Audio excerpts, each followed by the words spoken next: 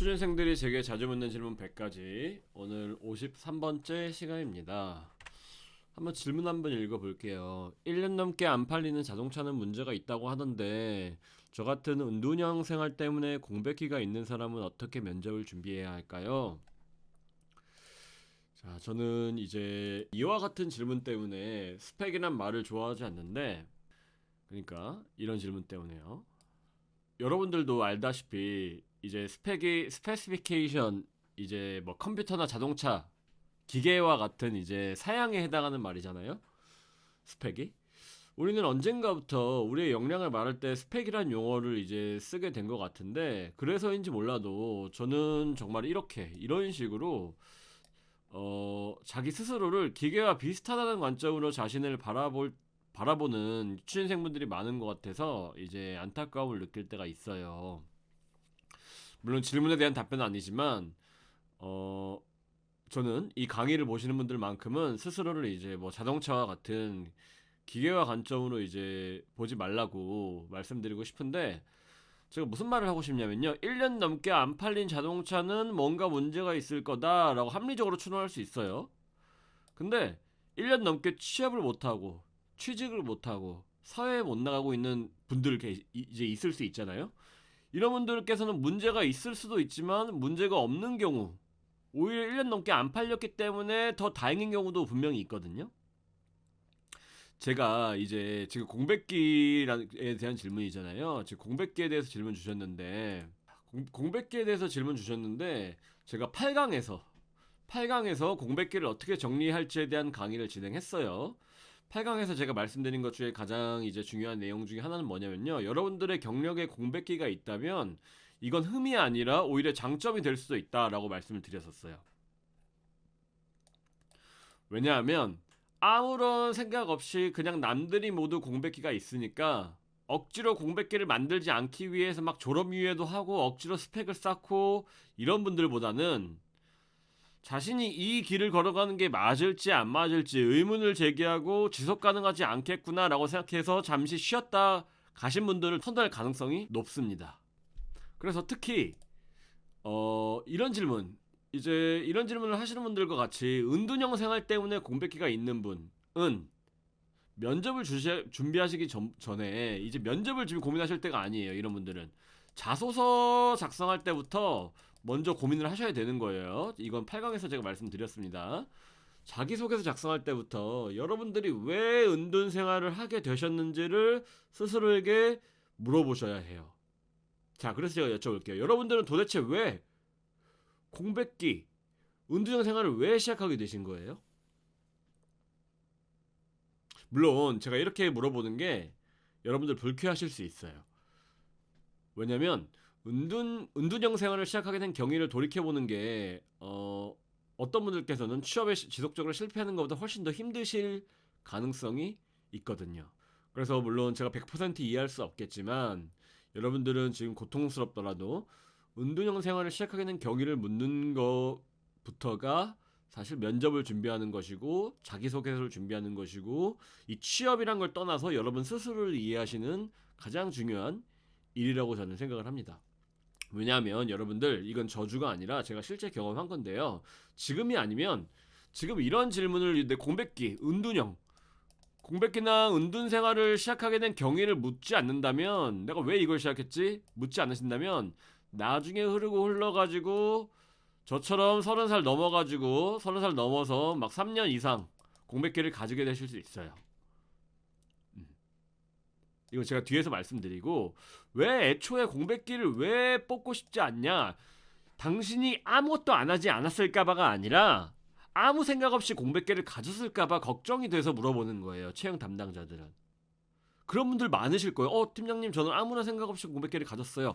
그래서 제가 지금 왜 공백기를 가졌냐고 물어보시라는 거예요. 아무런 생각 없이 가지셨을 수 있어요. 근데 여러분들 무의식에서는 뭔가 불안해가지고 뭔가 여기 이건 아닌 것 같아서 잠깐 쉬어가자라는 시그널을 줬기 때문에 여러분들은 공백기를 가지셨을 확률이 높다는 거예요. 이거는 여러분들 심리학적으로 굉장히 중요한 일인데요. 제가 이제 심리학자 중에 칼 융이란 분이 계세요. 이제 칼 융이란 분이 계시는데, 뭐 인간의 의식과 무의식으로 이 두 가지 부분으로 나눠지는데 의식에는 이제 페르소나가 있고 내면에는 어떤 그림자라는 게 있어. 정말 내가 자기 나를 스스로 이해하고 행복하게 살아가기 위해서는 이걸 다 통합함으로써 이 자기라는 거를 완성을 해야 돼. 근데 이 중에서 이 다른 내게는 지금 다른 요소들은 지금 집중하지 마시고 여러분 이거는 그냥 보여드린 거고 제가 뭘 말씀드리기 위해서냐면 이거 그림자 이 그림자 원형이라고 불렀거든요. 융은 그림자 원형. 여러분들 융의 이론에 따르면 인간의 무의식에는 그림자 원형이라는 개념이 있고 여기서 말하는 그림자 원형은 여러분들이 의식적으로 받아들이지 않거나 숨기고 싶은 어두운 측면을 말해요. 제가 이 개념을 왜 소개하냐? 여러분들이 은둔형 생활을 하게 된 이유가 바로 그림자 원형 때문일 수 있어요. 어떤 분들은 의식을 하고 있을 수 있고 대부분의 경우에는 이 무의식에 지금 잠겨져 있다는 거예요. 예를 들어서 제가 아까 30대가 넘어서 3년이 넘게 이제 공백기를 가졌다고 그랬잖아요. 이걸 왜 그랬냐면 결국에 근원적으로 돌아가서 어렸을 때 10대 때 아버지가 돌아가신 이후에 제가 그 당시에는 아무런 타격을 받지 않았다고 생각했어요. 아니 솔직히 말해서 우리 아버지만 돌아가시는 게 아니라 세상 사람들 나보다 더 일찍 아버지가 돌아가신 경우도 있고 많은 사람들이 아버지도 돌아가시는데 난 타격 없어 라고 그때 저는 생각을 했거든요. 근데 제가 나중에 심리 상담을 받아보니까 제가 무의식적으로 아주 오랜 기간 동안 아버지의 죽음으로 인해서 고통받고 슬퍼했다는 것을 제가 알았어요. 하지만 저는 집안의 장남이란 이유로 혹은 남자란 이유로 슬퍼하면 안 되는 거야. 강해져야 하는 거야. 뭐 이런 가면을 쓰고 다닌 거예요. 근데 저는 그렇게 10대부터 20년이 넘는 세월 동안 가면을 쓰고 살아오다가 그림자를 계속 억누르다가 이 그림자가 스트레스를 받아가지고 막 올라오거든요. 이게 의식적으로 올라오려고 그럴 때가 많아요. 제가 살아가면서도 이런 경우도 되게 많았는데 저는 이걸 엄청나게 눌렀는데 이 그림자가 올라오고 이러다가 이게 직접적인 원인은 아니겠지만 이게 간접적으로도 어떤 영향을 미쳐가지고 저는 투병 생활을 하게 돼요. 그리고 3년 동안 사회로 다시 돌아가면 안 되겠다. 이런 위기의식을 느껴가지고 저는 공백기를 가지게 된 거고요. 물론 제가 조금 극단적인 사례라서 저와 상담했던 어떤 분을 얘기를 드리자면 자신이 은둔형 생활을 하게 된 경위가 연인과 헤어졌기 때문인 경우도 있었어요. 이분께서는 직장 생활을 5년 이상 해오신 여성분이셨는데 공백기가 2년 넘게 있으셨던 거예요. 근데 왜 취업이 안 되는지 공백기 때문이 아닐까요? 이거 어떻게 정리해야 될까요? 라고 저한테 질문을 하셔가지고 저는 역으로 아니 공백기를 왜 가지게 되셨어요? 라고 물으니까 대답을 못 하셨어요. 저도 잘 모르겠는데요. 이렇게 시작을 하다가 제가 다른 이제 무의식 글쓰기 한 내용을 토대로 상담을 진행을 하는데 이분께서는 그 내용을 제가 한번 이야기를 같이 해보니까 그 시점에 남자친구분과 헤어지셨고 근데 이분께서는 그 시점에 남자친구분과 헤어진 게 그 결정적인 계기가 아니라 정말 결정적인 거는 이분께서는 독립적이기보다는 모든 사회생활이든 친구 생활이든 좀 관계에 의존적인 경향이 강하시던 분이셨어요. 그리고 조금 이제 애착 이론이라고 있는데 심리학에 거기서 말하는 세 가지 유형 중에 회피형이라는 개념이 있어요. 좀 회피적인 관계에 있어서 조금 주체적으로 해결하기보다는 좀 회피하기 어떤 문제 이슈가 발생했을 때 회피적인 성향을 많이 보이는 이런 타입이셨거든요.